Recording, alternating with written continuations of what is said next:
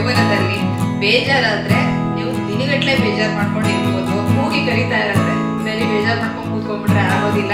ಕೆಲಸ ಇದೆ, ಬೇಜಾರು ಮಾಡ್ಕೊಂಡೆ ಕೆಲಸ ಮುಗಿಸೋದು.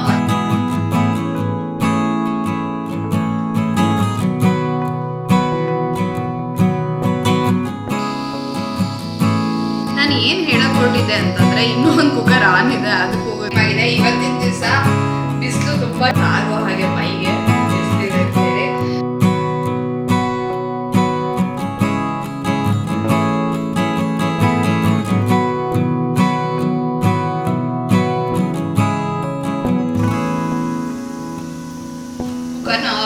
ಕುಕ್ಕರ್ನ ಆಫ್ ಮಾಡ್ಬಿಟ್ಟು ಬಂದೆ.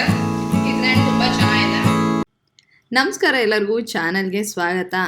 ಈ ವರ್ಷದಲ್ಲಿ ಇದೇ ಕಡೆ ಸಾರಿ ಭೇಟಿ ಆಗ್ತಿರೋದು. ಮತ್ತೆ ಇನ್ನೊಮ್ಮೆ ಭೇಟಿ ಯಾವಾಗ? ಮುಂದಿನ ಹೊಸ ಕ್ಯಾಲೆಂಡರ್ ವರ್ಷದಲ್ಲಿ. ಈ ವರ್ಷದ ಕಡೆ ಭೇಟಿ. ಈ ವ್ಲಾಗ್ ನಿಮ್ಗೆ ಇಷ್ಟ ಆಗುತ್ತೆ ಅಂತ ಅಂದ್ಕೊಂಡಿದ್ದೀನಿ. ತರಕಾರಿ ಎಲ್ಲ ತೊಗೊಂಬಂದಿದ್ದೆ. ಏನೇನು ತೊಗೊಂಬಂದಿದ್ದೀನಿ ನಿಮಗೂ ತೋರಿಸೋಣ. ಹಾಗೇ ಸ್ವಲ್ಪ ಗಾಳಿ ಆಡಲಿ ಅಂತೇಳಿ ಈ ರೀತಿ ಹರಡಿಟ್ಟೀನಿ. ಈಗ ಚಳಿಗಾಲದಲ್ಲಂತೂ ತರಕಾರಿಗಳು ತುಂಬ ಚೆನ್ನಾಗಿ ಸಿಗುತ್ತೆ. ಬೀಟ್ರೂಟು, ಬಟಾಣಿ, ಕ್ಯಾರೆಟು, ಅವರೆಕಾಳು ಕಾಯ್ತಾ ಇದ್ದೀವಿ. ಎಲ್ಲದೂ ಕೂಡ ಚಳಿಗಾಲದ ತರಕಾರಿಗಳು. ಬೀಟ್ರೂಟಲ್ಲಿ ಹಲ್ವಾ ಮಾಡಿದ್ರಂತೂ ತುಂಬಾ ಚೆನ್ನಾಗಿರುತ್ತೆ. ಕಿತ್ತಳೆ ಹಣ್ಣು ಚಳಿಗಾಲದಲ್ಲಿ ಎಲ್ಲರೂ ವರ್ಷ ಪೂರ್ತಿ ಕಾಯುವಂಥದ್ದು. ಮಾವಿನ ಹಣ್ಣು ಹೇಗೆ ಕಾಯ್ತೀವೋ ಹಾಗೆ ಅಂತಲೇ ಹೇಳ್ಬೋದು. ಎಲ್ಲ ತರಕಾರಿನೂ ಇಲ್ಲಿ ಜೋಡಿಸಿಟ್ಟಿದ್ದೆ. ನಮಸ್ಕಾರ ಎಲ್ಲರಿಗೂ, ಚಾನಲ್ಗೆ ಸ್ವಾಗತ. ಮಧ್ಯಾಹ್ನ 1:30 ಟೈಮ್ ಆಗಿದೆ. ಇವತ್ತಿನ ದಿವಸ ಬಿಸಿಲು ತುಂಬ ಚೆನ್ನಾಗಿದೆ. ಎಷ್ಟೋ ದಿವಸದ ಮೇಲೆ ಒಂಥರ ಬೆಳಗ್ಗೆ ಅಲ್ಲ, ಮಧ್ಯಾಹ್ನದ ಹೊತ್ತು ಚುರುಕಾಗಿರೋ ಬಿಸಿಲು ಬಂದಿದೆ. ಬೆಳಗ್ಗೆ ಹೊತ್ತಂತೂ ಮಬ್ಬಾಗೆ ಇರುತ್ತೆ, ಬಿಸಿಲೇನಿರೋದಿಲ್ಲ. ಆದರೆ ಸ್ವಲ್ಪ ಬಿಸಿಲು ಇವತ್ತಿದೆ. ಯಾಕೆಂತಂದರೆ ನಲ್ಲಿಲಿ ನೀರು ಬರ್ತಿರ್ಬೇಕಾದ್ರೆ 12 ಗಂಟೆ ಮೇಲೆ ಬಿಸಿಲು ಸ್ವಲ್ಪ ಚೆನ್ನಾಗಿದ್ರೆ ನೀರು ಬಿಸಿಯಾಗಿ ಬರೋಕ್ಕೆ ಶುರು ಆಗುತ್ತೆ. ಆವಾಗ ಗೊತ್ತಾಗುತ್ತೆ. ಸೊ ಒಂದು ಸ್ವಲ್ಪ ತಾಗೋ ಹಾಗೆ ಮೈಗೆ ಬಿಸಿಲಿದೆ ಅಂಥೇಳಿ. ಸೊ ಇವತ್ತು ಖುಷಿ ಆಗ್ತಾ ಇದೆ. ಬಿಸಿಲಿದ್ರೆ ಒಂಥರ ಉತ್ಸಾಹ ಇರುತ್ತೆ ಕೆಲಸ ಮಾಡಬೇಕು ಅಂಥೇಳಿ. ಅಡುಗೆ ಬೆಳಗ್ಗೆ ಇವತ್ತಿನ ದಿವಸ ನಮ್ಮಲ್ಲಿ ತಿಂಡಿ ಮಸಾಲೆ ದೋಸೆ ಆಗಿತ್ತು. ಯಾಕೆ ಹೇಳ್ತಾ ಇದ್ದೀರಿ ಅಂತಂದರೆ, ಸಾಮಾನ್ಯವಾಗಿ ಯಾರು ಫ್ರೆಂಡ್ಸ್ ಸಿಕ್ಕರೆ ಫೋನಲ್ಲಿರ್ಬೋದು ಅಥವಾ ಆ್ಯಕ್ಚುಲಾಗಿ ಮೀಟ್ ಮಾಡೋದಾಗಿರ್ಬೋದು, ಚೆನ್ನಾಗಿದ್ರಾ ಅದು ಇದು ಅಂತೆಲ್ಲ ಮಾತಾಡಿದ್ಮೇಲೆ ಕೆಲಸ ಆಯಿತಾ, ಏನು ಅಡುಗೆ ಮಾಡಿದ್ರಿ, ಏನು ತಿಂಡಿ ಮಾಡಿದ್ರಿ, ಈ ಪ್ರಶ್ನೆ ಕೇಳ್ತಿರ್ತೀವಿ ನಾವು. ಹೆಂಗಸರು ಸಾಮಾನ್ಯ ಕೇಳೋದು, ಇನ್ಯಾರು ಕೇಳೋದಿಲ್ಲ. ಈಗ ಬೇರೆಯವ್ರ ಮೋಸ್ಟ್ಲಿ ಏನು ತಿಂತೀರಾ ಅಂತ ಕೇಳ್ತಿರೋ, ಆದರೆ ಹೆಂಗಸರಂತೂ ಈ ಪ್ರಶ್ನೆ ಕೇಳ್ತಾರೆ. ಹೌದು ತಾನೆ? ಕಾಮೆಂಟ್ ಸೆಕ್ಷನ್ ಬರುತ್ತೆ ತಿಳಿಸಿ. ಅಥವಾ ಬೇರೆಯವರು ಕೇಳ್ತಾರ, ಗಂಡಸರು ಅಂದರೆ ಹೆಂಗಸರು ಅಂತಂದರೆ ಗೃಹಿಣಿಯರು ಮೋಸ್ಟ್ಲಿ ಈ ಪ್ರಶ್ನೆ ಕೇಳ್ತಾರೆ ಅಂತ ನಾನು ಹೇಳೋ ಅರ್ಥದಲ್ಲಿ. ಅಥವಾ ಇಲ್ಲ ಎಲ್ಲರೂ ಕೇಳ್ತಾರೆ, ಒಂದಲ್ಲ ಒಂದು ರೀತಿ ನಿಮ್ಗೆ ಅನ್ಸುತ್ತಾ? ಕಾಮೆಂಟ್ ಸೆಕ್ಷನ್ ಬರುತ್ತೆ ತಿಳಿಸಿ. ಕೇಳ್ತಾ ಇರ್ತೀವಿ ಅಡುಗೆ ತಿಂಡಿ ಏನು ಮಾಡಿದ್ವಿ ಅಂತ. ಯಾಕೆ ಕೇಳ್ತೀವಿ? ಅದರ ಹಿಂದಿನ ಕಾರಣ ಏನಿರ್ಬೋದು ಹೇಳಿ? ಕಾರಣ ಇಷ್ಟೇ, ಅವ್ರು ಏನು ಮಾಡಿದಾರೆ ಅಂತ ತಿಳ್ಕೊಂಡ್ರೆ ನಾಳೆ ನಮ್ಮನೆಗೆ ಅಡುಗೆ ತಿಂಡಿಗೆ ಅದನ್ನು ಮಾಡ್ಬೋದಾ, ಅಥವಾ ಇನ್ಯಾವತ್ತೋ ಒಂದು ದಿವಸಕ್ಕೆ ನಾವು ಅದನ್ನು ಪ್ಲ್ಯಾನ್ ಮಾಡ್ಕೋಬೋದಾ ಅನ್ನೋದು ಮೋಸ್ಟ್ಲಿ ಆ ಇಂಟೆನ್ಷನ್ನಿಂದನೇ ಕೇಳ್ತಾರೆ ಅಂತ ನನಗೂ ಅನಿಸುತ್ತೆ. ಸೊ ನಾನು ಕೇಳೋದೂ ಅದೇ ಇಂಟೆನ್ಷನ್ನಿಂದನೇ ಕೇಳಿದ್ರೆ ಕೆಲವೊಂದ್ಸತಿ ಏನಾಗೋದು, ಎಷ್ಟೊಂದು ಅಡುಗೆ ತಿಂಡಿಗಳು ನಮಗೂ ಗೊತ್ತಿರುತ್ತೆ, ಆದರೆ ಮಾಡ್ತಾ ಮಧ್ಯದಲ್ಲಿ ಎಲ್ಲೋ ಮರ್ತೋಗುತ್ತೆ, ಅಥವಾ ಆ ತರಕಾರಿ ಕಣ್ಣಿಗೆ ಬಿದ್ದಿರಲ್ಲ, ಹೀಗೆ ಮರ್ತೋಗ್ಬಿಟ್ರತ್ತೆ, ಅದನ್ನು ಮಾಡಿರೋದಿಲ್ಲ. ಎದುರಿಗೆ ಇರೋರನ್ನ ಕೇಳಿದಾಗ ಅವ್ರು ಹೇಳಿದ್ರೆ, ಓ ಹೌದಲ್ವಾ, ನಾನು ಮಾಡೇ ಇಲ್ಲ, ತುಂಬ ದಿವಸ ಆಯಿತು ಅಂತೇಳಿ. ಇವತ್ತಿನ ದಿವಸ ನಮ್ಮಲ್ಲಿ ಮಸಾಲೆ ದೋಸೆ ಮಾಡಿದ್ದೆ ಬೆಳಗ್ಗೆ ತಿಂಡಿಗೆ. ಅನ್ನ ಸಾರು, ಪಲ್ಯ ಮಾಡಬೇಕು. ಏನು ಪಲ್ಯ ಅಂತಂದರೆ ಸುವರ್ಣಗೆಡ್ಡೆ ಹೆಚ್ಚಿಟ್ಟಿದ್ದೀನಿ. ಇದರ ಪಲ್ಯ ಮಾಡೋಣ ಅಂತ ಹೇಳಿ ಹೆಚ್ಚಿಟ್ಕೊಂಡಿದ್ದೀನಿ. ಸುವರ್ಣಗೆಡ್ಡೆಗೆ ಕಾಯಿ ಸಾಸಿವೆ ಹಾಕ್ಬಿಟ್ಟು ಪಲ್ಯ ಮಾಡ್ತಾರಲ್ಲ, ಸೊ ಆ ಥರ ಪಲ್ಯ ಮಾಡೋಣ ಅಂತ ಇಟ್ಟೀನಿ. ಫಸ್ಟು ಅನ್ನಕ್ಕೆ ಇಟ್ಕೊಂಡ್ಬಿಡ್ತೀನಿ. ಆಮೇಲೆ ಕೊರಿಯರ್ ಬಂತು, ಓಪನ್ ಮಾಡಿ ನೋಡಿದೆ, ನಿಮಗೂ ತೋರಿಸ್ತೀನಿ. ಸೊ ಅದಕ್ಕೂ ಮುಂಚೆ ಅನ್ನಕ್ಕೆ ಇಟ್ಬಿಟ್ಟು ಹಾಗೆ ಇದನ್ನು ಕುಕ್ಕರಲ್ಲೇ ಬೇಯಿಸ್ಕೊಳ್ಳೋಣ ಅಂದ್ಕೊಂಡಿದ್ದೀನಿ. ಬೇಗ ಬೆಂದು ಬಿಡುತ್ತೆ, ಆಮೇಲೆ ಒಗ್ಗರಣೆಗೆ ಹಾಕ್ಬೋದು ಅಂಥೇಳಿ. ಸೊ ಅನ್ನಕ್ಕೆ ಇಟ್ಬಿಡ್ತೀನಿ ಫಸ್ಟು.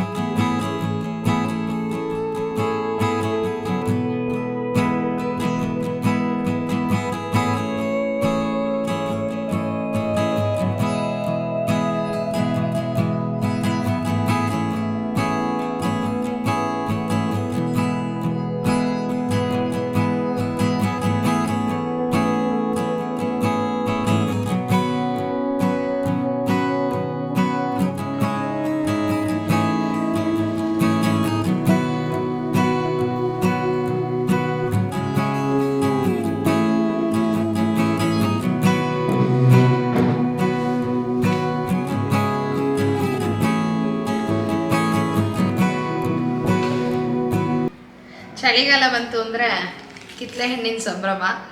ಕಿತ್ತಳೆ ಹಣ್ಣಿನ ಸಿಪ್ಪೆಲಿ ಗೊಜ್ಜು ತುಂಬ ಚೆನ್ನಾಗಿರುತ್ತೆ. ಸಿಪ್ಪೆನೆಲ್ಲ ಒಣಗಿಸಿ ಪುಡಿ ಮಾಡಿ ಕೂಡ ಫೇಸ್ ಪ್ಯಾಕು ಅದು ಇದು ಯೂಸ್ ಮಾಡ್ತಾರೆ. ನಾನು ಕಡಿಮೆ ಆ ಥರ ಯೂಸ್ ಮಾಡೋದು, ಯಾಕೆ ಅಂತಂದರೆ ನನಗೆ ನ್ಯಾಚುರಲ್ ಆಗಿರೋದು ಅಂತಲೂ ಹಾಕೊಂಡ್ರೂ ಬೇಗ ನನ್ನ ಸ್ಕಿನ್ ರಿಯಾಕ್ಟ್ ಮಾಡುತ್ತೆ. ಏನೋ ಒಂದು ಡ್ರೈನೆಸ್ ಬರೋದು ಅಥವಾ ಗುಳ್ಳೆ ಆಗೋದು ಏನಾರೋ ಈ ಚಾನ್ಸಸ್ ಇರುತ್ತೆ. ಸ್ವಲ್ಪ ಕಡಿಮೆ ನಾನು ನ್ಯಾಚುರಲ್ಲಾಗಿ ಈ ಥರ ಅಂದರೆ ಏನಂತಾರೆ ಮನೇಲಿ ಮಾಡುವಂಥ ಮದ್ದು ಅಥವಾ ಎಸ್ಪೆಷಲಿ ಫೇಸ್ ಪ್ಯಾಕು ಆ ಥರದ್ದೆಲ್ಲ ಅಂದರೆ ಮಾಡ್ತೀನಿ, ಮಾಡಲ್ಲ ಅಂತಲ್ಲ. ಯಾವಲ್ಲಾರು ಒಂದೊಂದ್ಸತಿ ಕಡಲೆ ಹಿಟ್ಟಿನ ಜೊತೆಗೆ ಸ್ವಲ್ಪ ನಂದು ಕಾಂಬಿನೇಷನ್ ಸ್ಕಿನ್ನು, ಆಮೇಲೆ ಸ್ವಲ್ಪ ಸೆನ್ಸಿಟಿವು ಕೂಡ ಹೌದು. ಹಾಗಾಗಿ ಕಡಲೆ ಹಿಟ್ಟು ಜೊತೆಗೆ ಏನಾರು ಮಿಕ್ಸ್ ಮಾಡಿ ಅದು ಇದು ಹಚ್ಕೊಳ್ಳೋದು. ರೋಸ್ ವಾಟ್ರು ಮತ್ತು ಗ್ಲಿಸರಿನ್ನು ಮಿಕ್ಸ್ ಮಾಡಿ ಹಚ್ಕೊಳ್ಳೋದಿದೆಯಲ್ಲ, ಅದು ಚೆನ್ನಾಗಿ ನನಗೆ ವರ್ಕ್ ಆಗುತ್ತೆ. ಒಂದು ನಿಮಿಷ, ಕ್ಯಾಮ್ರಾ ಸರಿಗೆ ಕೂತಿಲ್ಲ ಅನಿಸುತ್ತೆ. 1 ಸೆಕೆಂಡು ಆಫ್ ಮಾಡಿ ಆನ್ ಮಾಡ್ತೀನಿ.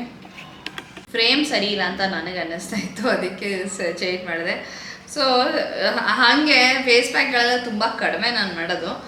ಯಾಕೆ ಅಂತಂದರೆ ಏನಾರು ರಿಯಾಕ್ಟ್ ಆಗಿ ಒಂಥರ ಎಲ್ಲೋ ಒಂದು ಕಡೆ ಡ್ರೈನೆಸ್ಸು ಅಥವಾ ಏನೋ ಒಂದು ಶುರು ಆಗಿಬಿಟ್ರೆ ಮತ್ತು ಅದನ್ನು ಶಾಂತಗೊಳಿಸೋಕ್ಕೆ ಸಾಕಷ್ಟು ಇದು ತೊಗೋಬೇಕಾಗತ್ತೆ, ಶ್ರಮ ತೊಗೋಬೇಕಾಗತ್ತೆ. ಅನ್ನಕ್ಕೆ ಇದಕ್ಕೆ ಇಟ್ಟಿದ್ನಲ್ಲ ಅದು ಕೂಗ್ತಾಯಿದೆ. ಸೊ ಕೊರಿಯರ್ ಬಂತು. ಕೊರಿಯರಲ್ಲಿ ರೆಗ್ಯುಲರಾಗಿ ಅಂದರೆ ಏನು ತರಿಸಿದೆ ಅಂದರೆ ಅಮೆಝಾನ್ದು. ಸೊ ಏನು ತರಿಸಿದೆ ಅಂದರೆ ರೆಗ್ಯುಲರಾಗಿ ಬಳಸುವಂಥ ಕ್ರೀಮ್ಗಳು, ಕ್ರೀಮು, ಬಾಡಿ ಲೋಷನ್ನು, ಇನ್ನೊಂದೇನು ತರಿಸಿದೆ, ಕ್ರೀಮ್ಗಳೇನೆ. ಒಂದು ಬಾಡಿ ಲೋಷನ್ನು, ಇನ್ನೊಂದು ಬಾಡಿ ಕ್ರೀಮ್ ಅಂತ ಹೇಳ್ಬೋದು. ಅದು ಬಂತು. ಅದನ್ನು ಇಟ್ಟಿನ ತೋರಿಸ್ತೀನಿ. ಸೊ ಕಿತ್ತಳೆ ಹಣ್ಣಂತೂ ಬಾಯಿ ನನಗೆ ತುಂಬ ಇಷ್ಟ, ನನ್ನ ಮಗಳಿಗೂ ಕೂಡ ತುಂಬ ಇಷ್ಟ. ಚಳಿಗಾಲ ಬಂತು ಅಂದರೆ ಕಿತ್ತಳೆ ಹಣ್ಣು ತುಂಬ ತೊಗೊಂಬಂಡು ತಿನ್ನೋದು. ಆರೋಗ್ಯ ಕೂಡ ಅಷ್ಟೇ ಒಳ್ಳೆಯದು. ಆರೋಗ್ಯಕ್ಕೆ ಒಳ್ಳೆಯದು ಅಂದ ತಕ್ಷಣ ನೆನಪಾಯಿತು, ಯೂಟ್ಯೂಬಲ್ಲಿ ಸಾಕಷ್ಟು ಅಂದರೆ ನನ್ನ ಇದರಲ್ಲಿ ನೋಡಿದ್ರೆ ನನ್ನ ಚಾನಲ್ನ ಅನಾಲಿಟಿಕ್ಸ್ ಅಂದರೆ ಒಂದು ಇನ್ಫಾರ್ಮೇಷನ್ ಇರುತ್ತೆ. ಯಾವ್ಯಾವ ದೇಶದಲ್ಲಿ ನನ್ನ ವೀಡಿಯೋಸ್ನ ನೋಡ್ತಾರೆ, ಎಷ್ಟು ಜನ ನೋಡ್ತಾರೆ, ಅಂದರೆ ಹೆಂಗಸ್ರು ಎಷ್ಟು ಜನ, ಗಂಡಸ್ರು ಎಷ್ಟು ಜನ, ಅದರೊಳಗೂ ಶಬ್ದ ಆಗ್ತಿದೆ ಕುಕ್ಕರ್ದು. ಅದರಲ್ಲೂ ಏಜ್ ಗ್ರೂಪ್ ವೈಸು ಇದೆಲ್ಲ ಇರುತ್ತೆ. ಅದರಲ್ಲಿ ನನ್ನ ಚಾನಲ್ನ ಅನಾಲಿಟಿಕ್ಸ್ ನೋಡ್ತಿದ್ದಾಗ ಸುಮಾರು ಪರ್ಸೆಂಟೇಜ್ ಅಷ್ಟು ಜನ ಸೀನಿಯರ್ ಸಿಟಿಸನ್ಸ್ ನೋಡ್ತಿರ್ತಾರೆ ನನ್ನ videos. Thank you so much. First of all ಕಾನ್ಸ್ಟೆಂಟಾಗಿ ನಿಮ್ಮ ಸಪೋರ್ಟ್ನ ತೋರಿಸಿ, ಒಳ್ಳೆ ಕಾಮೆಂಟು, ಅದು ಎಲ್ಲ ಯಾರ್ಯಾರು ಮಾಡ್ತಿರೋ ಅದೆಲ್ಲರಿಗೂ. ಹಾಗೆಯೇ ಎಷ್ಟೊಂದು ಜನ ಸೀನಿಯರ್ ಸಿಟಿಸನ್ಸ್ಗಳು ತುಂಬ ದಿವಸ ನೋಡ್ತಿರ್ತಾರೆ. ತುಂಬ ಜನ ಅಂದರೆ ಒಂದು ಕನೆಕ್ಷನ್ ಇರುತ್ತಲ್ವ, ಆ ಒಂದು ಬಾಂಡಿಂಗ್ ಇರುತ್ತಲ್ವ. ಸೊ ಆ ಒಂದು ಇದ್ರ ಮೇಲೆ ಮೆಸೇಜ್ಗಳು ಮಾಡ್ತಿರ್ತಾರೆ ಆ್ಯಂಡ್ ಮೇಲ್ ಮಾಡ್ತಾರೆ. ತುಂಬ ಖುಷಿಯಾಗತ್ತೆ. ಅವ್ರುಗಳಲ್ಲಿ ಕೆಲವರು ಅವರವರ ಇದನ್ನು ಒಂದು ಥಾಟ್ಸ್ನ ಶೇರ್ ಮಾಡ್ಕೋತಾ ಇರ್ತಾರೆ. ಸುಮಾರು ಮನೆಗಳಲ್ಲಿ ಕುಕ್ಕರ್ನ ಆಫ್ ಮಾಡ್ಬಿಟ್ಟು ಬಂದ್ಬಿಡ್ತೀನಿ, ಆಮೇಲೆ ಮಾತಾಡ್ತೀನಿ. 1 ನಿಮಿಷ.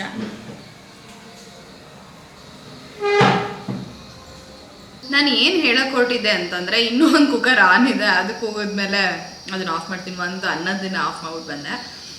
ನಾನು ಏನು ಹೇಳೋಕ್ಕೆ ಪ್ರಯತ್ನ ಪಡ್ತಿದ್ದೆ ಅಂದರೆ, ಇವತ್ತಿನ ದಿವಸ ಸೋಷಿಯಲ್ ಮೀಡಿಯಾದಲ್ಲಿ ಎಲ್ಲ ವಯಸ್ಸಿನವ್ರೂ ಸೋಷಿಯಲ್ ಮೀಡಿಯಾದ ಮೇಲೆ ಅದ್ರ ಮೇಲೆ ಅಂದರೆ ಅವರ ಪ್ರೆಸೆನ್ಸ್ ಅದರಲ್ಲಿ ಸುಲಭ ಸಾಧ್ಯ ಆಗೋಗಿದೆ ಅಂತ ಹೇಳ್ಬೋದು. ಸೀನಿಯರ್ ಸಿಟಿಸನ್ಸ್ ಆಗಲಿ ಅಥವಾ ಟೀನೇಜರ್ಸ್ ಆಗಲಿ ಅಥವಾ ಒಂದು 10+ ಇಯರ್ಸಿನ ಮಕ್ಕಳಾಗಲಿ ಎಲ್ಲರೂ ಸೋಷಿಯಲ್ ಮೀಡಿಯಾ ಬಳಸ್ತಾರೆ. ಎಸ್ಪೆಷಲಿ ಸೀನಿಯರ್ ಸಿಟಿಸನ್ಸ್ ಅಂತ ನಾನು ಯಾಕೆ ಹೇಳ್ತೀನಿ ಅಂತಂದರೆ, ಅವರಿಗೊಂದು ಟೈಮ್ ಪಾಸ್ ಕೂಡ ಆಗುತ್ತೆ ಅಂತ ಹೇಳ್ಬೋದು. ಹಾಗೆಯೇ ಅವ್ರಿಗೆ ಇಷ್ಟ ಆಗಿರೋ ವಿಷಯದ ಬಗ್ಗೆ ಏನೋ ಒಂದು ವಿಡಿಯೋ ನೋಡೋದು, ಒಂದು ಇನ್ಫಾರ್ಮೇಷನ್ ತಿಳ್ಕೊಳ್ಳೋದು, ಅಥವಾ ಯಾವುದೋ ಒಂದು ರೆಸಿಪಿ. ಎಷ್ಟೊಂದು ಅಡುಗೆ ಚಾನಲ್ಗಳಿವೆ, ಒಂದಲ್ಲ ಒಂದು ಬರ್ತಾನೆ ಇರುತ್ತೆ. ಸೊ ಆ ಥರ ನೋಡೋದಕ್ಕೆ ಸಾಧ್ಯ ಆಗುತ್ತೆ. ಎಸ್ಪೆಷಲಿ ಸೀನಿಯರ್ ಸಿಟಿಸನ್ಸ್ಗಳಿಗೆ ಅಂದರೆ, ಈಗ ನಮ್ಮ ಹೆಂಗಸರಿಗೆ ಸೀನಿಯರ್ ಸಿಟಿಸನ್ನು ಆಗಿದ್ದು, ಹೆಂಗಸರು ಆಗಿದ್ದು, ಅಥವಾ ಇನ್ ಜನರಲ್ ಹೇಳ್ಬೋದು ಅಂತಂದರೆ ಅಡುಗೆಯಲ್ಲಿ ಆಸಕ್ತಿ ಇರೋರ್ಗಂತೂ ಎಲ್ಲಿ ಏನೇ ಒಂದು ರೆಸಿಪಿ ಅದು ಪಾಪಪ್ ಆದರೆ ಅದನ್ನು ಓದೋದು, ನೋಡೋದು, ಯಾವ ಫಾರ್ಮ್ಯಾಟಲ್ಲಿ ಇರುತ್ತೋ ಆ ಫಾರ್ಮ್ಯಾಟಲ್ಲಿ ಮಾಡೋದಂತೂ ಉಂಟು. ಅದರಲ್ಲೂ ಇವತ್ತಿನ ದಿವಸದಲ್ಲಿ ಯೂಟ್ಯೂಬ್ ಬಂದಮೇಲೆ ಎಷ್ಟೋ ಮನೆಗಳಲ್ಲಿ ಅಡುಗೆಯಲ್ಲಿ ಸಾಕಷ್ಟು ಬದಲಾವಣೆಗಳಾಗಿದೆ. ಅಯ್ಯೋ ಇವ್ರು ಹಂಗಂದ್ರು ಅದು ಮಾಡೋಣ, ಅವ್ರು ಹಿಂಗಂದ್ರು ಅದು ಮಾಡೋಣ, ಇವ್ರು ಡಯಾಬಿಟಿಸ್ನವ್ರಿಗೆ ಇದು ಒಳ್ಳೇದಂತೆ, ಬ್ಲಡ್ ಪ್ರೆಷರ್ ಇರೋರಿಗೆ ಇದು ಒಳ್ಳೇದಂತೆ, ಅಯ್ಯೋ ಏನು ನಾವು ದಿನ ಮಾಡ್ಕೊಂಡು ಅಡುಗೆ ತಿನ್ನೋದ್ರಲ್ಲೇ ಏನೋ ಹೇಳ್ತಾ ಇದ್ದಾರೆ, ಒಂದು ಚಿಕ್ಕ ಪುಟ್ಟ ವೇರಿಯೇಷನ್ ಜೊತೆಗೆ ಟ್ರೈ ಮಾಡಿ ನೋಡ್ಬೋದು ಅಂತ ಅನ್ನಿಸ್ತಾ ಇರುತ್ತೆ. ಆಮೇಲೆ ಇನ್ನೊಂದೇನು ಅಂತಂದರೆ, ಫೇಸ್ಬುಕ್ಕಲ್ಲೂ ಕೂಡ ಇತ್ತೀಚಿನ ದಿನಗಳಲ್ಲಿ ಸಾಕಷ್ಟು ರೆಸಿಪಿ ಚಾನಲ್ಗಳು, ಪೇಜ್ಗಳು ಎಲ್ಲವೂ ಇದೆ. ಸೊ ನಾನು ಯಾರು ಅನ್ಬೇಕು ಅಂತ ಹೇಳ್ತಿಲ್ಲ, ಬಟ್ ನನಗೆ ಇದೊಂದನ್ನು ಅಬ್ಸರ್ವ್ ಮಾಡಿ ಹಾಗೆಯೇ ನನಗೆ ನನ್ನ ವ್ಯೂವರ್ಸು ಸಬ್ಸ್ಕ್ರೈಬರ್ಸು ಸಿಕ್ಕಿದಾಗ ಅವ್ರುಗಳು ಹೇಳೋದು ಕೇಳಿಸ್ಕೊಂಡು ನನಗನ್ಸೋದನ್ನು ನಾನು ಹೇಳ್ತಾ ಇದ್ದೀನಿ. ಈ ರೆಸಿಪಿ ಚಾನಲ್ಗಳಲ್ಲಿ ತೋರಿಸೋ ಅಡುಗೆಗಳು, ಉದಾಹರಣೆಗೆ ನೀವು ರಾತ್ರಿ ಅರ್ಧ ಗಂಟೆಲಿ ಅಡುಗೆ ಮಾಡಬೇಕಾ, 10 ನಿಮಿಷದಲ್ಲಿ ಮಾಡಬೇಕಾ, ಇದನ್ನು ಮಾಡ್ಕೊಳ್ಳಿ ಅದನ್ನು ಮಾಡ್ಕೊಳ್ಳಿ ಅಂತ ತೋರಿಸ್ತಿರ್ತಾರೆ. ಎಸ್ಪೆಷಲಿ ಕಡಿಮೆ ಇಂಗ್ರೀಡಿಯೆಂಟ್ಸಲ್ಲಿ ಕ್ವಿಕ್ ಆಗುವಂಥ ರೆಸಿಪಿ ಅಂದ ತಕ್ಷಣ ನಮ್ಮ ಗಮನ ಅಲ್ಲಿ ಹೋಗುತ್ತೆ. ಅದರಲ್ಲೂ ಸ್ವಲ್ಪ ವಯಸ್ಸಾದ್ಮೇಲೆ ಏನಾಗುತ್ತೆ, ಅಯ್ಯೋ ಸಾಕು ಎಷ್ಟು ಅಡುಗೆ ಮಾಡೋದು, ಬೇಗ ಕೆಲಸ ಮುಗಿಸ್ಕೊಂಡು ಬರೋಣ, ಸುಸ್ತಾಗತ್ತೆ ಅಂತನೋ, ಅಥವಾ ಏನೋ ಒಂದು ಕಾರಣಕ್ಕಿರ್ಬೋದು, ಆಫೀಸ್ಗೆ ಹೋಗೋರು ಇರ್ಬೋದು, ಯಾವುದೇ ಒಂದು ಕಾರಣಕ್ಕೆ ಸಮಯದ ಅಭಾವ ಇದ್ದಾಗ ಏನಾಗುತ್ತೆ ಅಂಥ ರೆಸಿಪೀಸ್ಗಳು ಅಟ್ರ್ಯಾಕ್ಟ್ ಮಾಡುತ್ತೆ. ಚಿಕ್ಕ ವಯಸ್ಸಿನ ಹುಡುಗರುಗಳಿಗೆ ಒಂದು ಕಾರಣಕ್ಕೆ ಅಟ್ರ್ಯಾಕ್ಟ್ ಮಾಡಿದರೆ ವಯಸ್ಸಾದವರು ಒಂದು ಕಾರಣಕ್ಕೆ ಅಟ್ರ್ಯಾಕ್ಟ್ ಮಾಡ್ತಿರುತ್ತೆ. ಸೊ ಆ ಥರ ಅಟ್ರ್ಯಾಕ್ಟ್ ಮಾಡಿದಾಗ ಆ ಥರ ರೆಸಿಪಿಗಳನ್ನು ಓಪನ್ ಮಾಡಿ ನೋಡ್ತಿರ್ತೀವಿ. ಬಟ್ ಅದರೊಳಗಡೆ ಪೂರ್ತಿಯಾಗಿ ಪೋಷಕಾಂಶದಿಂದ ಕೂಡಿದೆಯಾ ಆ ರೆಸಿಪಿ, ಆ ಅಡುಗೆ ಅನ್ನೋದನ್ನು ನಾವು ಗಮನಿಸೋಕೆ ಹೋಗೋದಿಲ್ಲ. ಎಷ್ಟೊಂದು ವೀಡಿಯೋಗಳಲ್ಲಿ 10 ನಿಮಿಷದಿಂದ 1 ಕಪ್ ಅಕ್ಕಿ ಹಿಟ್ಟಲ್ಲಿ ಮಾಡ್ಕೊಳ್ಳಿ, 1 ಕಪ್ಪು ಗೋಧಿ ಹಿಟ್ಟಲ್ಲಿ ಮಾಡ್ಕೊಳ್ಳಿ ಅಂತೆಲ್ಲ, ಈ ಥರದ್ದೆಲ್ಲ ತುಂಬ ಬರ್ತಿರುತ್ತೆ.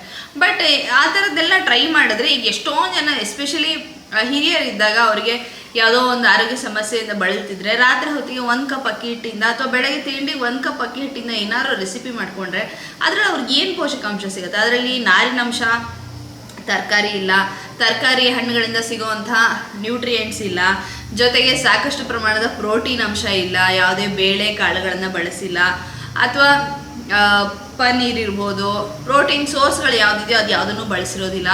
ಹಾಗೆಯೇ ಬರೀ 1 ಕಪ್ ಅಕ್ಕಿ ಹಿಟ್ಟು ಅಂದರೆ ಅದರಲ್ಲಿರುವಂಥದ್ದು ಹೆಚ್ಚಿನ ಪ್ರಮಾಣದಲ್ಲಿ ಕಾರ್ಬೋಹೈಡ್ರೇಟ್ ಅಂಶನೇ, ಅದನ್ನೇ ಒಂದನ್ನು ಬಳಸ್ಕೊಂಡು 1 ಕಪ್ಪಲ್ಲಿ ಆ ಥರದ್ದೆಲ್ಲ ಅಡುಗೆಗಳು ಮಾಡ್ಕೊಂಡು ತಿಂತಿದ್ದಾಗ ಖಂಡಿತ ಆರೋಗ್ಯದ ಮೇಲೆ ಅದು ಕೆಟ್ಟ ಪರಿಣಾಮ ಬೀರುತ್ತೆ.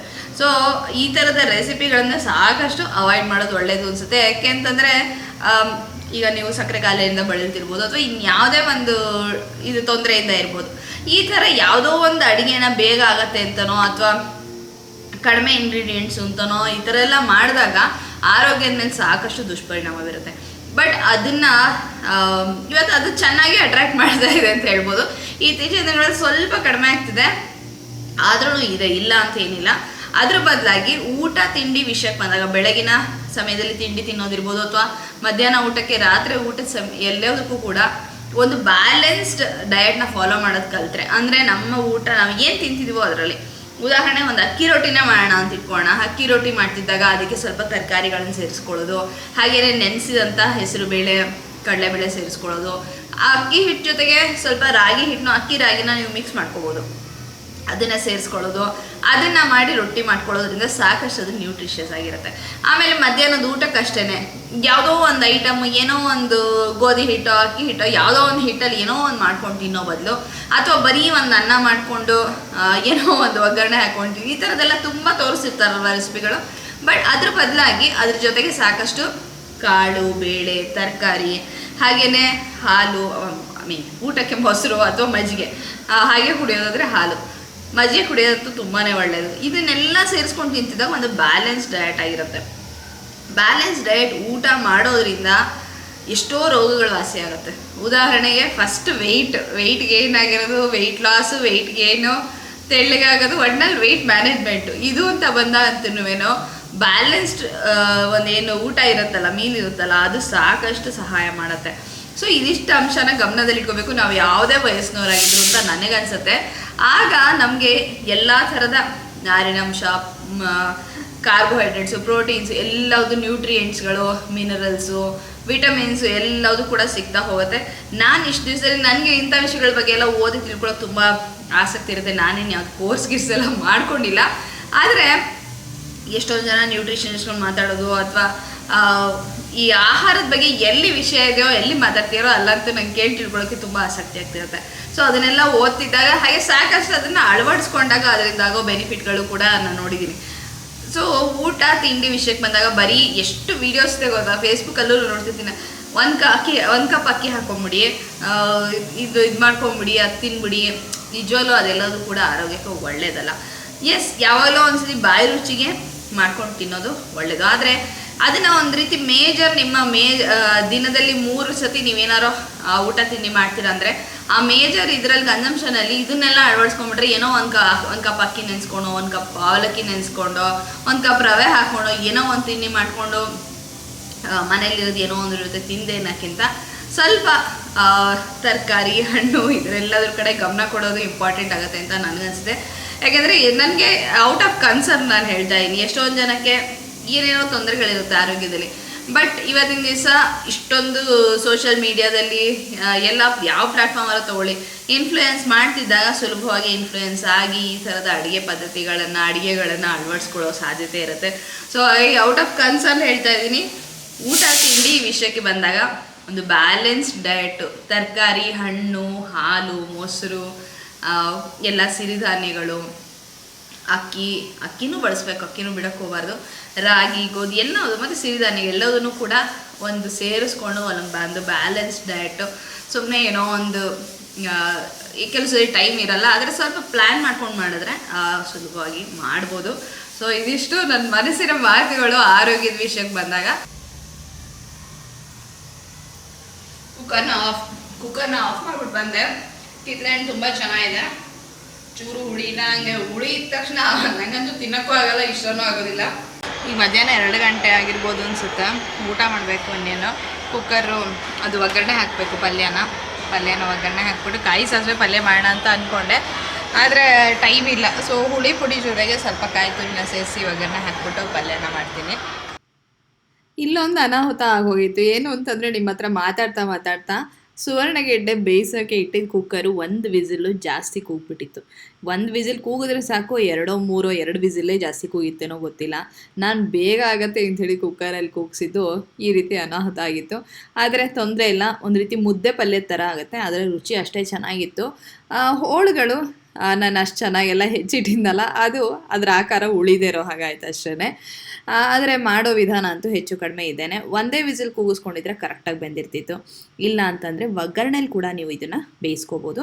ಇಲ್ಲಿ ಒಗ್ಗರಣೆಗೆ ಕಡಲೆಬೇಳೆ, ಉದ್ದಿನಬೇಳೆ, ಸ್ವಲ್ಪ ಸಾಸಿವೆ, ಒಣಮೆಣಸಿನ್ಕಾಯಿ, ಹಾಗೆಯೇ ಸ್ವಲ್ಪ ಕರಿಬೇವಿನ ಸೊಪ್ಪು ಇದಿಷ್ಟು ಹಾಕೋಬೋದು. ಹಾಗೆ ಚಿಟಿಕೆ ಹಿಂಗೆ ಹಾಕ್ಕೊಂಡ್ರೂ ಕೂಡ ಚೆನ್ನಾಗಿರುತ್ತೆ. ಇದರೊಳಗಡೆ ನಾವು ಬೇಯಿಸ್ಕೊಂಡಂತಹ ಸುವರ್ಣಗೆಡ್ಡೆ ಏನಿದೆಯಲ್ಲ ಅದನ್ನು ಹಾಕ್ಕೊಳ್ತೀನಿ. ನೀವು ಬೇಯಿಸಿಲ್ಲ ಅಂತಂದರೆ ಸೀದಾ ಒಗ್ಗರಣೆಗೆ ಹಾಕಿ ಸ್ವಲ್ಪ ನೀರು ಹಾಕ್ಕೊಂಡು ಕೆದ್ಕೋದು ಚೆನ್ನಾಗಿ, ಅದನ್ನು ಆಮೇಲೆ ಮುಚ್ಚಿಟ್ಟು ಬೇಯಿಸೋದು, ಮತ್ತು 1-2 ನಿಮಿಷ ಆದಮೇಲೆ ತೆಗೆದು ಮತ್ತೆ ಕೈ ಆಡಿಸೋದು, ಮತ್ತೆ ಬೇಯಿಸ್ಕೊಳ್ಳೋದು.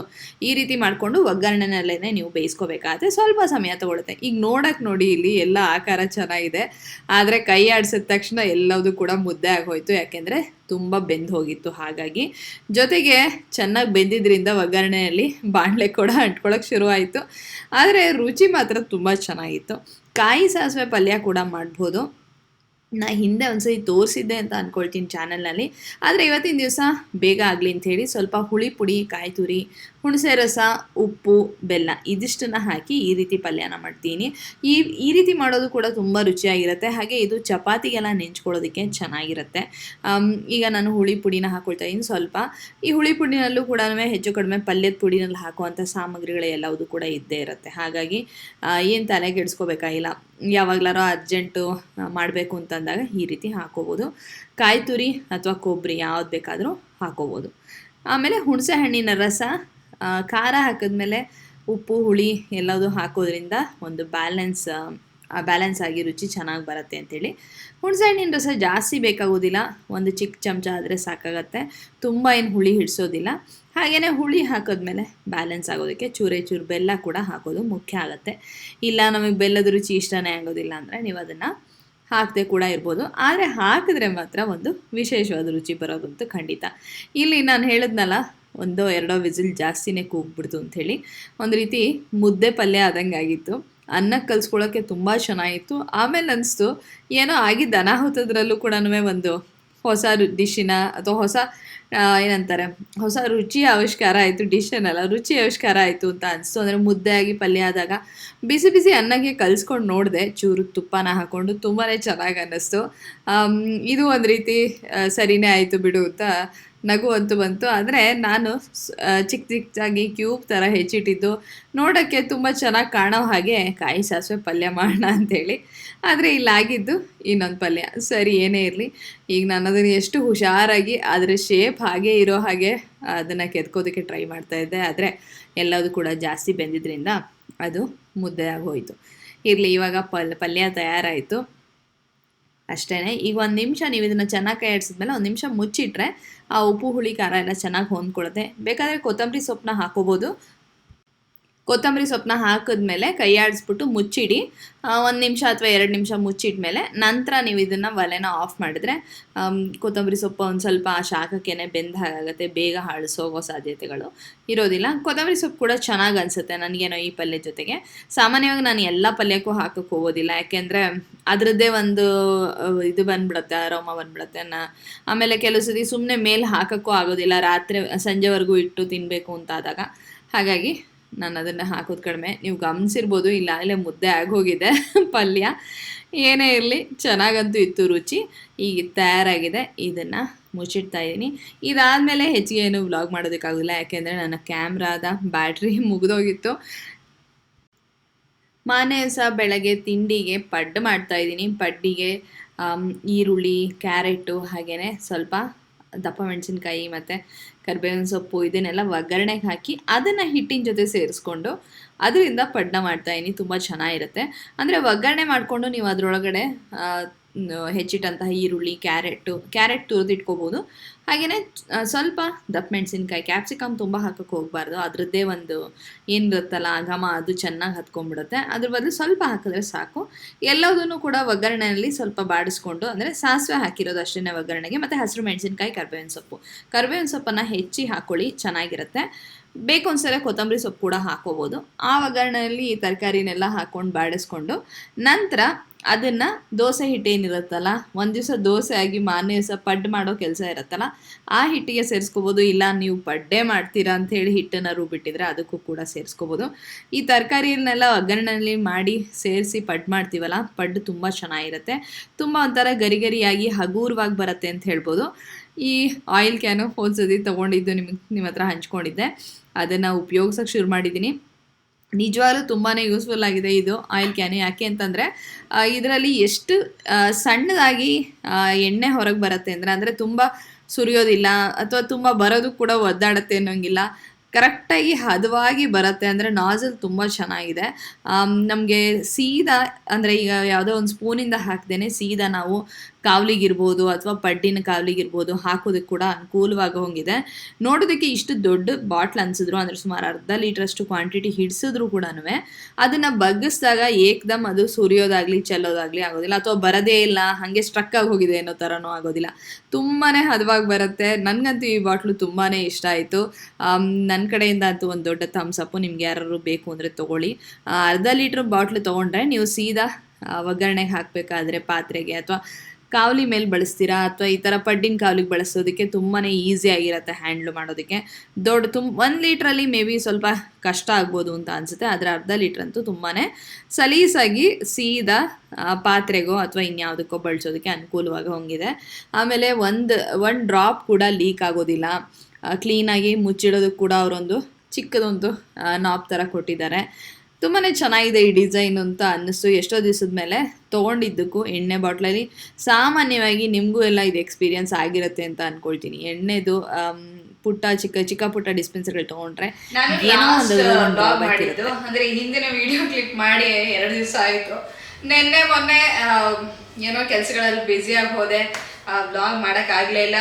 ಹೊರಗಡೆ ಹೋಗೋ ಕೆಲಸನೂ ಇತ್ತು.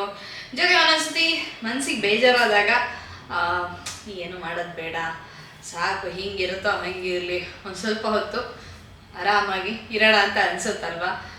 ಈ ಚೈಲ್ಡ್ಹುಡ್ಡಲ್ಲಿ ಅಂದರೆ ಬಾಲ್ಯಾವಸ್ಥೆ ಮತ್ತು ಯೌವನದಲ್ಲಿ ಬೇಜಾರಾದರೆ ನೀವು ದಿನಗಟ್ಟಲೆ ಬೇಜಾರು ಮಾಡ್ಕೊಂಡು ಇರ್ಬೋದು, ವಾರಗಟ್ಟಲೆ ಬೇಜಾರು ಮಾಡ್ಕೊಂಡು ಅದೇ ಇದರಲ್ಲಿ ನಿಮ್ಮದೇ ಝೋನಲ್ಲಿ ನೀವು ಇರ್ಬೋದು. ಆದರೆ ಪ್ರೌಢಾವಸ್ಥೆಗೆ ಬಂದಾಗ ಹಾಗಾಗೋದಿಲ್ಲ.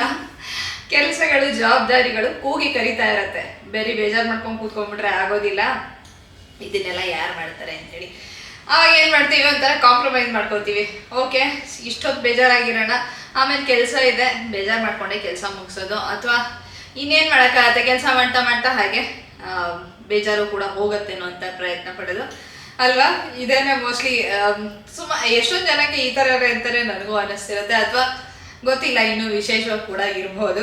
ನನಗೂ ಕೂಡ ಹಾಗೆ ಆಯಿತು, ಕೆಲಸಗಳು ಹಾಗೇನೆ ಏನೋ ಒಂಥರ ಬೇಜಾರಲ್ಲಿತ್ತು. ಸರಿ ಏನೋ ಬೇಡ ಅಂದ್ಕೊಂಡು ಸುಮ್ಮನಾದೆ. ಆದರೆ ಎಡಿಟಿಂಗ್ ಮಾಡೋಣ ಅಂತ ಶುರು ಮಾಡಿದ್ಮೇಲೆ ಖುಷಿಯಾಗಿ ಶುರುವಾಯಿತು. ನೀವು ಮಾಡೋ ಕೆಲಸಗಳು ನಿಮ್ಗೆ ಇಷ್ಟವಾಗಿದ್ದರೆ, ಹಾಗೆ ಅದರಲ್ಲಿ ಸಾಕಷ್ಟು ನಿಮಗೆ ಒಂದು ಕ್ರಿಯೇಟಿವಿಟಿ ಇರ್ಬೋದು, ಅಥವಾ ಏನೋ ಒಂದು ಹೊಸತನ ಪ್ರತಿ ಸತಿನೂ ನಿಮಗೆ ಕಾಣ್ತಾ ಇದ್ರೆ, ಒಂದು ಹೊಸ ಪ್ರಯತ್ನ ನಿಮ್ಮ ಕಡೆಯಿಂದಿದ್ರೆ ಆ ಕೆಲಸ ಮನಸ್ಸಿಗೆ ಖುಷಿನ ಕೊಡ್ತಾ ಹೋಗುತ್ತೆ. ಸೊ ಎಡಿಟಿಂಗ್ ಮಾಡ್ತಾ ಮಾಡ್ತಾ ಗೊತ್ತಾಯಿತು ನಾನು ಈ ವ್ಲಾಗನ್ನು ಮುಗಿಸಿಲ್ಲ ಅಂಥೇಳಿ. ಸರಿ, ಈ ವ್ಲಾಗ್ನ ಮುಗಿಸೋಣ. ಹಾಗೆಯೇ ವ್ಲಾಗ್ನಲ್ಲಿ ಬಿಗಿನಿಂಗಲ್ಲಿ ಹೇಳಿದ್ದೆ ಪಾರ್ಸಲ್ ಬಂತು ತೋರಿಸ್ತೀನಿ ಅಂಥೇಳಿ. ಏನು ವಿಶೇಷವಾದ್ದು ಏನಲ್ಲ, ಆದರೆ ಹೇಳಿದ್ನಲ್ಲ ಅದಕ್ಕೆ ತೋರಿಸೋಣ ಅಂಥೇಳಿ ತೋರಿಸ್ಬಿಟ್ಟು ಈ ವ್ಲಾಗ್ನ ಮುಗಿಸೋಣ ಅಂದ್ಕೊಂಡೆ. ಸೊ ಇಷ್ಟು ಉಲ್ಲನ್ ರಾಶಿ ಕಾಣಿಸ್ತಿದೆ ಅಲ್ವಾ, ಇಲ್ಲಿ ಸುಮಾರು ಒಂದು 12 ಕಲರ್ ಉಲ್ಲನ್ ಇದೆ. ಇದು ಆ್ಯಕ್ಚುಲಿ ಮೊನ್ನೆ ಬಂದಿದ್ದ ಪಾರ್ಸಲಲ್ಲ, ಅದ್ರ ಹಿಂದಿನ ಪಾರ್ಸಲಲ್ಲಿ ಇತ್ತು. ಆದರೆ ಇದು ತೋರಿಸೋಣ ಅಂತ ತೊಗೊಂಬಂದೆ. ಯಾಕೆ ತರಿಸೀನಿ ಆಮೇಲೆ ಅಂತಲೂ ಕೂಡ ಶೇರ್ ಮಾಡೋಣ ಅಂತ ಅಂದ್ಕೊಂಡೆ. ಸೊ ಇಷ್ಟು ಕಲರು ಉಲ್ಲನ್ನಿಂದ ತರಿಸ್ದೆ. ನನಗೆ ಕ್ರೋಶ ಮತ್ತು ನಿಟ್ಟಿಂಗ್ ಎಲ್ಲ ಮಾಡೋಕ್ಕೆ ಬರುತ್ತೆ. ಒಂದು ಟೈಮ್ನಲ್ಲಿ ತುಂಬ ಒಂಥರ ಏನಂತಾರೆ ಅದ್ರ ಬಗ್ಗೆ ಆಸಕ್ತಿ ಇಟ್ಕೊಂಡು ಬೇಕಾದಷ್ಟು ಮಾಡಿದ್ದುಂಟು.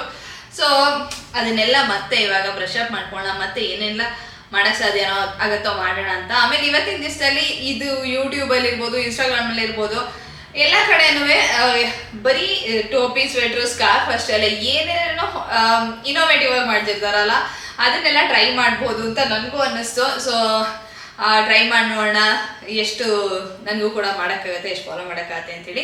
ಸೊ ಒಂದು ಸೆಟ್ ಆಫ್ ಕ್ರೋಶೆದು ಬ್ರಷ್ ಕೂಡ ತರಿಸಿಟ್ಟಿದ್ದೆ, ಅದನ್ನು ತುಂಬ ಹಿಂದೆನೇ ತೊಗೊಂಡಿಟ್ಕೊಂಡಿದ್ದೆ. ಉಲ್ಲನ್ನು ಅಂತ ನಾನು ಕೆಲವು ಚಿಕ್ಕ ಪುಟ್ಟ ಫ್ಯಾನ್ಸಿ ಸ್ಟೋರ್ಗಳಲ್ಲಿ ಹುಡುಕ್ತಾ ಇದ್ದೆ. ಯಾಕೋ ದುಬಾರಿ ಹೇಳ್ತಾರೆ ನಾವು. ನನಗೆ ಈ ಥರ ಒಂದಿಷ್ಟು ಅಸಾರ್ಟೆಡ್ ಕಲರ್ಗಳು ಬೇಕಾಗಿತ್ತು. ಯಾಕೆ ಅಂದರೆ ಯಾವ ಕಾಂಬಿನೇಷನ್ ಬೇಕಾದ್ರೂ ಟ್ರೈ ಮಾಡಿ ನೋಡ್ಬೋದು, ಅಥವಾ ಯಾವುದೋ ಒಂದು ಕಲರ್ ಇಷ್ಟ ಆಗ್ಬೋದು ಅದ್ರಲ್ಲಿ ಮಾಡೋದಕ್ಕೆ ಅಂತ. ಫ್ಯಾನ್ಸಿ ಸ್ಟೋರ್ಗಳಲ್ಲಿ ಕೇಳ್ತಿದ್ದಾಗ ಭಾರಿ ದುಬಾರಿ ಹೇಳ್ತೀಯಾರೇನೋ ಅಂತ ಅನಿಸ್ತಿತ್ತು. ಆಮೇಲೆ ಒಟ್ಟಿಗೆನೆ ಜಾಸ್ತಿ ಕ್ವಾಂಟಿಟಿ ತೊಗೊಂಡಿಟ್ಕೊಂಡ್ರೆ ಒಂದೇ ಕಲರು ಉಪಯೋಗ ಬರದೇನೋ ಇರ್ಬೋದು. ಆಮೇಲೆ ಸ್ವಲ್ಪ ದಿವಸ ಮಾಡಾದ್ಮೇಲೆ ಬೇಜಾರು ಬಂದು ಅಯ್ಯೋ ಇದನ್ನ ಯಾರು ಮಾಡ್ತಾರೆ ಅಂತ ಬಿಟ್ಟು ಬಿಡ್ಬೋದು. ಅದಕ್ಕೆ ಎಲ್ಲ ಕಲರ್ದು ಚೂರು ಇರೋವಂಥ ತರಿಸೋಣ ಅನ್ಕೋತಿದ್ದೆ. ಅಮೆಝಾನ್ನಲ್ಲಿ ಈ ಥರದ್ದು ಕಾಣಿಸ್ತು. ಸಮ್ 200+ ಎಷ್ಟೋ ದುಡ್ಡಲ್ಲಿ ಇಷ್ಟು ಕಲರ್ 12 ಅಂತ ನಾನು ಅನ್ಕೊಳ್ತೀನಿ. 12 ಕಲರು ಸಿಕ್ತು. ಚೆನ್ನಾಗಿದೆ, ಇದು ಟ್ರೈ ಮಾಡಿ ನೋಡೋಣ ಅಂಥದ್ದು. ಏನಾರು ನಿಮಗೆ ತೋರ್ಸೋಕ್ಕೆ ಲಾಯಕ್ ಆಗಿರೋವಂಥದ್ದು ನಾನೇನಾರು ಮಾಡಿದರೆ ಖಂಡಿತ ಶೇರ್ ಮಾಡ್ಕೊಳ್ತೀನಿ. ನಿಮ್ಮಲ್ಲೂ ಸುಮಾರು ಜನಕ್ಕೆ ಕ್ರೋಶೆ, ನಿಟ್ಟಿಂಗು ಅಥವಾ ಇನ್ನು ಯಾವುದೇ ಕಲೆಗಳು ಗೊತ್ತಿರ್ಬೋದು. ಆ ಥರದ್ದು ಏನಾದ್ರು ವಿಶೇಷವಾಗಿ ಮಾಡ್ತೀರ ಅಂದರೆ ಕಾಮೆಂಟ್ ಸೆಕ್ಷನಲ್ಲಿ ಬರೋದು ತಿಳಿಸಿ. ಸೊ ಇದು ಒಂದು. ಆಮೇಲೆ ರೆಗ್ಯುಲರಾಗಿ ಒಂದೇ ಒಂದು ಬಾಟ್ಲನ್ನು ಅಲ್ಲೇ ಇಟ್ಬಿಟ್ಟು ಬಂದೀನಿ, ತೊಗೊಂಬರ್ತೀನಿ ಒಂದು ನಿಮಿಷ. ಆ ಬಾಟ್ಲನ್ನ ತೊಗೊಂಬಂದೆ.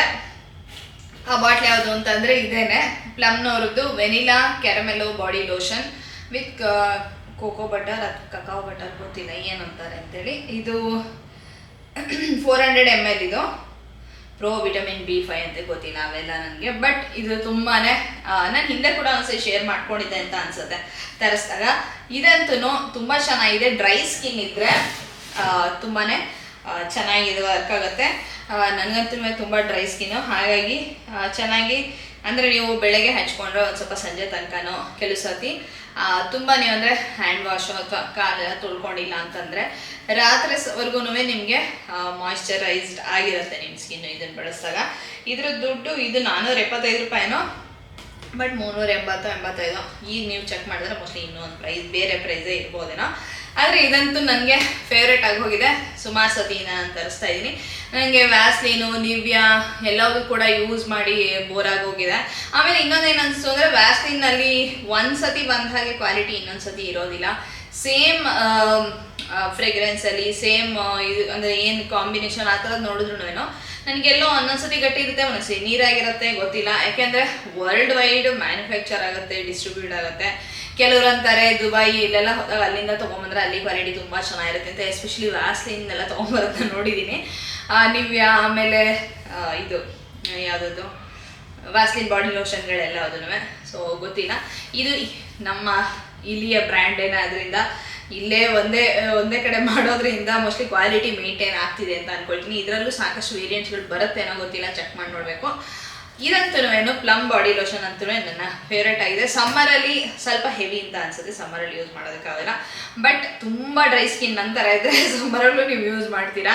ನನಗೆ ಕಾಲಿಗೆಲ್ಲ ಹಚ್ಕೊಳ್ಳೋದು ತುಂಬ ಇಷ್ಟ ಆಗುತ್ತೆ ಸಮ್ಮರಲ್ಲೂ. ಸಾಫ್ಟ್ ಆಗಿರುತ್ತೆ, ಚೆನ್ನಾಗಿ ಅನಿಸುತ್ತೆ ಅದು. ಆಮೇಲೆ ಇನ್ನೆರಡು ಪ್ರಾಡಕ್ಟ್ಗಳು, ಇದು ಅತ್ರಿದಮ್ನವ್ರದ್ದು, ಇದು ಕೂಡ ನನ್ನ ಫೇವ್ರೇಟ್. ಇದು SPF 50 ಇರುವಂಥದ್ದು ಕೋಕೋನಟ್ ಮಿಲ್ಕ್ ಬಟರ್ ಲೋಷನ್ ಅಂತ ಹೇಳಿ, deep moisturising face and body ಅಂತ ಕೊಟ್ಟಿರೋ. ನಾನೇನು ಫೇಸ್ಗೆ ಅಪ್ಲೈ ಮಾಡೋದಿಲ್ಲ, ಫೇಸಿಗೆ ಅಪ್ಲೈ ಮಾಡಿದ್ರೆ ತುಂಬ ಹೆವಿ ಆಗುತ್ತೇನೋ ಅಂತ ಅನಿಸುತ್ತೆ. ಬಾಡಿಗಂತೂ ತುಂಬ ಚೆನ್ನಾಗಿರುತ್ತೆ ವಿತ್ SPF. ಇದು ಕೈಗಂತೂ ಹಚ್ಕೊಳ್ಳೋದ್ರಿಂದ, ಎಸ್ಪೆಷಲಿ ಈ ಪೋರ್ಷನ್ ಏನಿದೆಯಲ್ಲ, ಇದು ಡ್ರೈವ್ ಮಾಡೋರಿಗೆ, ಟೂ ವೀಲರ್ ಓಡಿಸೋರಿಗೆ. ಅಫ್ಕೋರ್ಸ್ ಟೂ ವೀಲರ್ ಓಡಿಸ್ಬೇಕಾದ್ರೆ ಹ್ಯಾಂಡ್ ಗ್ಲೌಸ್ ಹಾಕೋತೀನಿ ನಾನು, ಯಾಕೆಂದರೆ ತುಂಬ ಡಸ್ಟ್ ಇರುತ್ತೆ ಎಲ್ಲ ಕಡೆ.